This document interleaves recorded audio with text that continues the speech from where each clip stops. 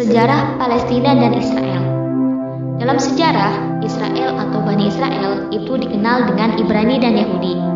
Disebut Ibrani karena dinisbatkan kepada Nabi Ibrahim alaihissalam, yaitu Ibrahim sang Ibrani, karena peristiwa penyeberangan Nabi Ibrahim alaihissalam yang melintasi sungai Eufrat yang diungkapkan pada kitab Yosua.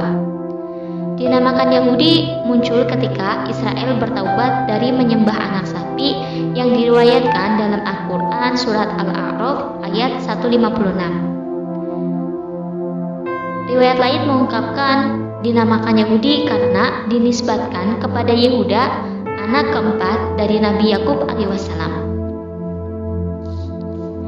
Israel adalah kalimat yang terdiri dari dua kata, yaitu Isra dan El. Isra yang artinya hamba atau teman dekat, sedangkan El itu artinya Tuhan. Dengan demikian, Israel artinya adalah hamba Tuhan atau teman dekat Tuhan. Israel didirikan dan dikembangkan oleh Talut pada 1025 sebelum Masehi. Talut memimpin Israel yang pada saat itu masih bersuku-suku, dan pada masanya masih banyak terjadi peperangan. Sampai Israel perang melawan bangsa Palestina yang pada saat itu dipimpin oleh Raja Jalut. Konon dalam pasukan Talut ikut serta dan peran Nabi Daud alaihissalam yang pada saat itu masih muda, dan berhasil membunuh Raja Jalut dan mampu menguasai sebagian kecil Palestina. Kemudian di bawah pimpinan Nabi Daud alaihissalam, beliau menyebarkan dakwah, yaitu dakwah ketauhidan, dan Palestina disebut tanah yang diberkati. Setelah Nabi Daud alaihissalam meninggal, lalu kekuasaannya diteruskan oleh putranya, yaitu Nabi Sulaiman alaihissalam. Pasca kepemimpinan Nabi Daud dan Nabi Sulaiman yang memerintah sekitar 80 tahun, maka sejak 923 sebelum Masehi, kerajaan Sulaiman terbelah menjadi dua negara, yang keduanya saling bertikai, yaitu negara Judah dan Israel. Karena kedua negara saling bertikai dan tidak mau bersatu untuk satu kekuatan, akhirnya kedua negara tersebut diserang oleh bangsa luar yang menyebabkan kalahnya kedua negara tersebut. Penduduknya banyak yang meninggal dan banyak penduduk dan pemimpinnya yang diasingkan ke berbagai negara di dunia. Pada akhirnya, Palestina dipimpin oleh bangsa luar sampai di bawah pimpinan Turki Utsmani yang berkuasa dengan waktu yang cukup lama, kurang lebih 3 abad. Kemudian Turki Utsmani runtuh akibat kalah perang dengan Inggris, dan sejak tahun 1917 Palestina pindah tangan ke imperialisme Inggris. Nah, inilah cikal bakal kedatangan bangsa Israel yang nantinya konflik dengan Palestina. Sejarah konflik Israel dan Palestina hingga sekarang. Konflik antara Israel dan Palestina sampai sekarang masih berlanjut dan menjadi konflik yang berkepanjangan. Konflik ini bermula ketika pasca Perang Dunia Pertama yang mengakibatkan runtuhnya Kerajaan Ottoman dan harus membuat Palestina berada di bawah kekuasaan Inggris. Hal ini berdasarkan mandat dari Liga Bangsa-Bangsa yang sesungguhnya diadopsi dari Deklarasi Balfour tahun 1917 yang isinya memberikan dukungan untuk pendirian negara di Palestina bagi orang Yahudi. Tahun 1947. Pada akhir tahun ini, PBB mengeluarkan Resolusi 181 yang disebut juga Rencana Pembagian Palestina. Resolusi ini memecah tanah Palestina menjadi dua, yakni bagi bangsa Yahudi sekitar 55% dan sisanya untuk bangsa Arab. Sementara itu, kota Yerusalem menjadi kota yang diperebutkan, baik oleh Palestina maupun Israel. Mereka sama-sama mengklaim wilayah itu sebagai milik mereka.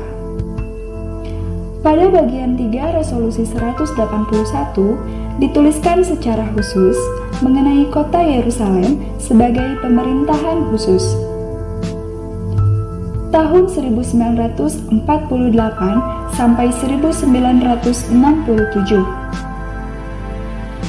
Sebelum tenggat pemberlakuan Resolusi 181, pada tanggal 14 Mei 1948, bangsa Yahudi memproklamasikan kemerdekaannya sebagai negara Israel. Tentu, negara-negara bangsa Arab tidak sepakat dengan hal ini, sehingga sehari setelahnya mereka menyerang Israel. Perang Arab-Israel pun terjadi. Pertempuran ini dimenangkan oleh Israel dan justru membuat Israel mendapatkan lebih banyak bagian tanah Palestina. Lalu pada tanggal 5-10 Juni 1967 kembali terjadi perang. Kali ini antara Israel dengan 3 negara, yaitu Mesir, Suriah, dan Yordania. Lagi-lagi terkait masalah wilayah. Perang ini dinamai dengan Perang 6 Hari dan kembali dimenangkan Israel yang berhasil menduduki sejumlah wilayah penting. Tahun 1969 hingga sekarang. Pada tanggal 21 Agustus 1969, Masjidil Aqsa dibakar, sehingga sebagiannya, termasuk mimbar yang sudah berusia 1000 tahun, ikut musnah. Memasuki tahun 1980, Muslim Palestina bangkit dan bersatu ingin membebaskan diri dari Israel. Gerakan mereka terkenal dengan nama Intifada I yang berlangsung hingga tahun 1993. Gerakan pembebasan Muslim ini reda setelah adanya perjanjian Oslo. Namun, Israel terus-menerus menindas rakyat Muslim Palestina. Selanjutnya, terjadi Intifada II yang berlangsung sekitar 5 tahun dari akhir tahun 2000 hingga tahun 2005 yang mengakibatkan banyak korban berjatuhan.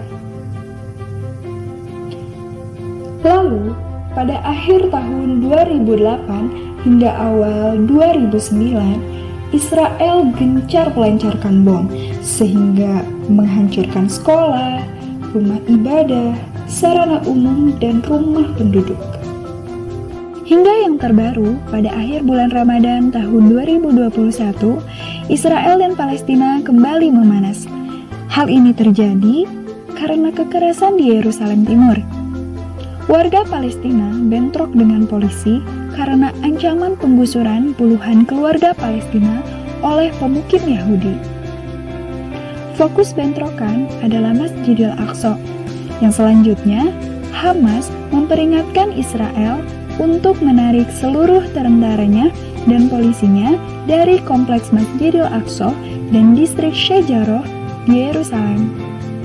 Namun, sampai batas waktu yang diberikan Hamas, Israel tidak juga menarik tentaranya sehingga pihak Hamas melancarkan serangan ke Israel dan memicu serangan Israel di Gaza.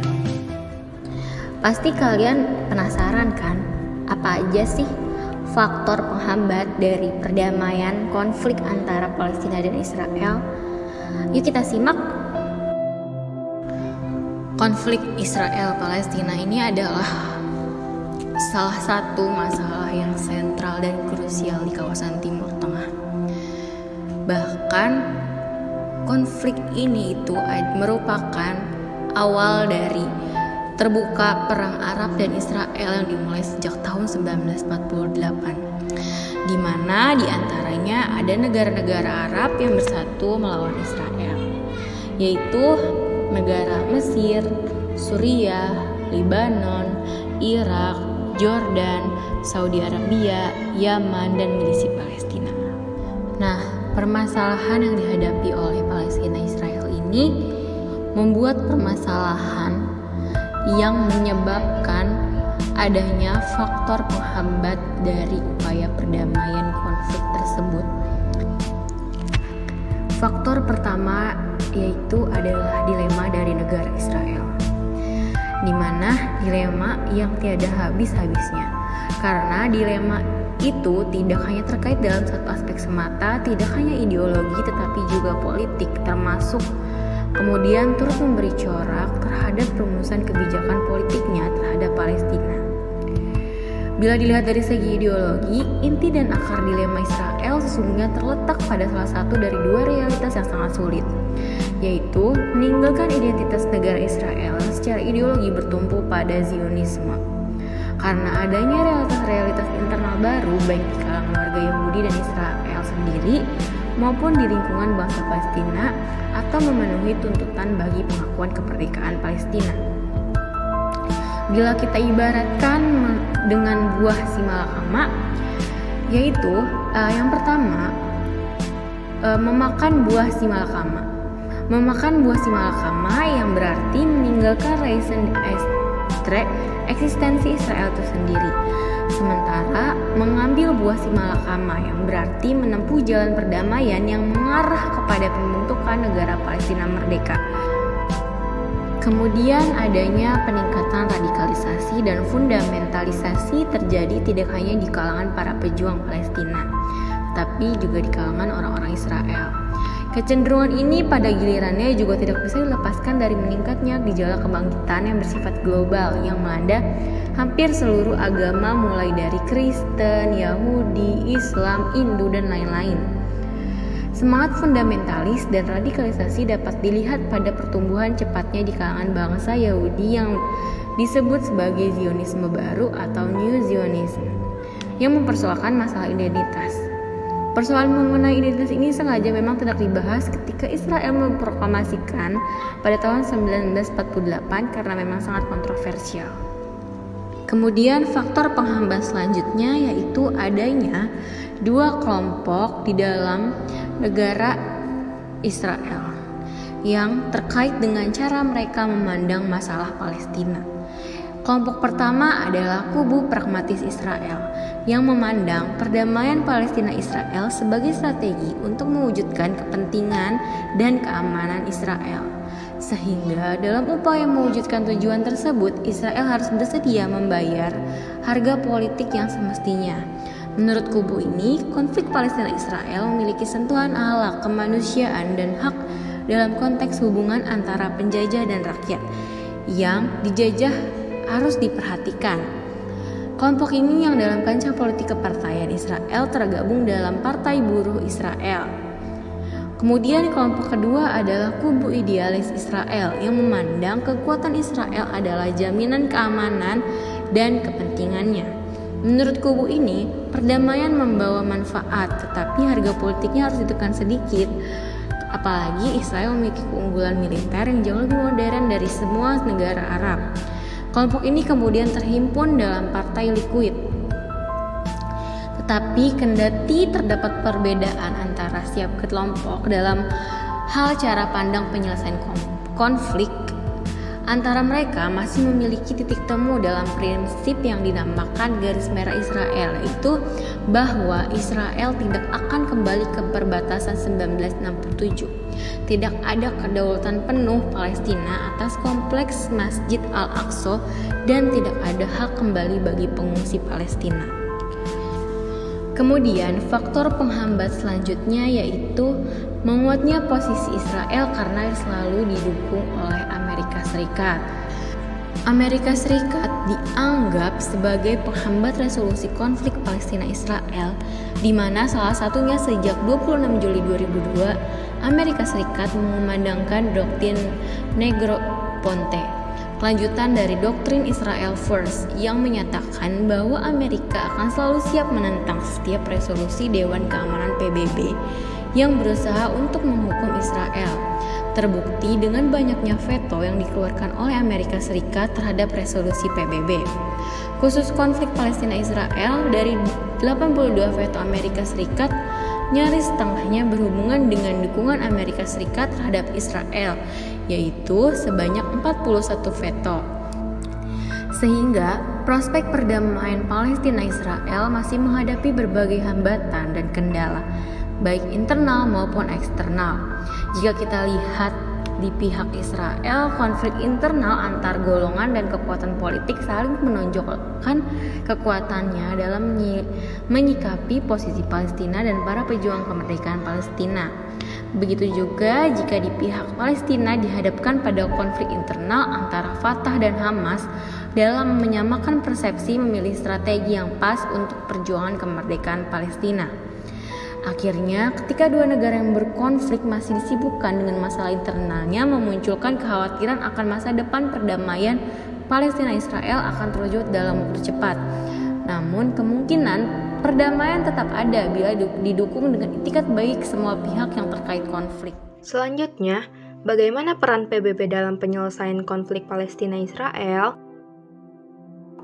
Sebelum itu, PBB merupakan organisasi internasional yang beranggotakan negara-negara di kawasan dunia, yang salah satu tujuannya itu memelihara keamanan dan perdamaian dunia. Konflik antara Palestina-Israel menuntut keterlibatan PBB dalam proses perdamaian kedua negara tersebut.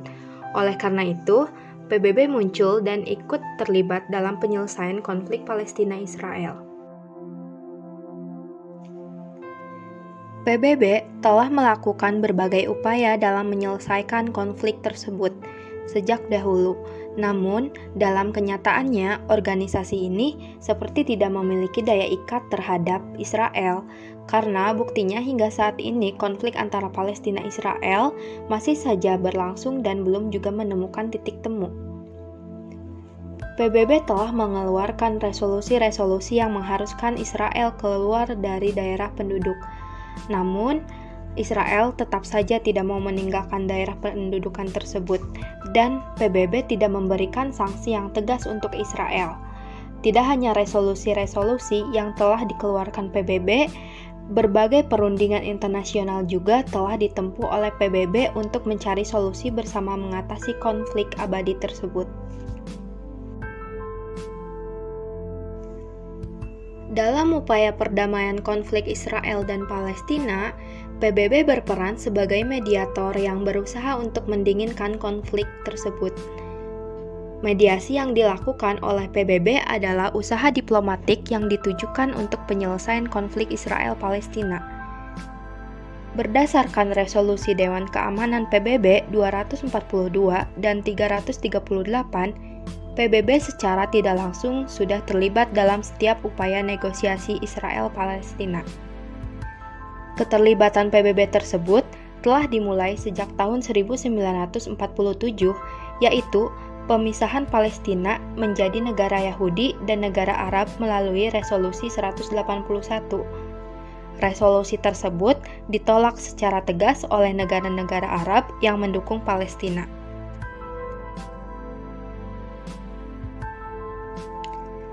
Dari awal konflik hingga sampai saat ini, PBB sering dikesampingkan dalam usaha perdamaian antara Israel-Palestina. Dewan Keamanan PBB yang memiliki tanggung jawab utama untuk pemeliharaan perdamaian dan keamanan internasional sesuai dengan piagam PBB belum mampu untuk mengatasi konflik Israel-Palestina. Hal ini terjadi karena ada beberapa hambatan dalam implementasi kebijakan PBB. Di antaranya, yang pertama, tidak dipatuhinya kebijakan PBB oleh pihak yang terlibat konflik. Upaya PBB dalam usaha perdamaian konflik Palestina-Israel tertuang dalam berbagai kebijakan-kebijakan yang telah dikeluarkan seperti Resolusi 242, Resolusi 338 yang menyerukan penarikan mundur tentara Israel dari wilayah Palestina, kemudian juga dilakukan perundingan internasional terkait perdamaian di antara kedua belah pihak yang bertikai. Akan tetapi, di antara upaya-upaya PBB tersebut tidak membawakan hasil yang signifikan karena banyaknya pelanggaran atau tidak dipatuhinya oleh salah satu pihak terhadap kebijakan yang telah dikeluarkan PBB. Hambatan yang kedua datang dari faktor intern, di mana masalah ini sulit diselesaikan karena adanya konflik internal di dalam tubuh Palestina. Konflik internal ini terjadi antara Hamas dan Fatah.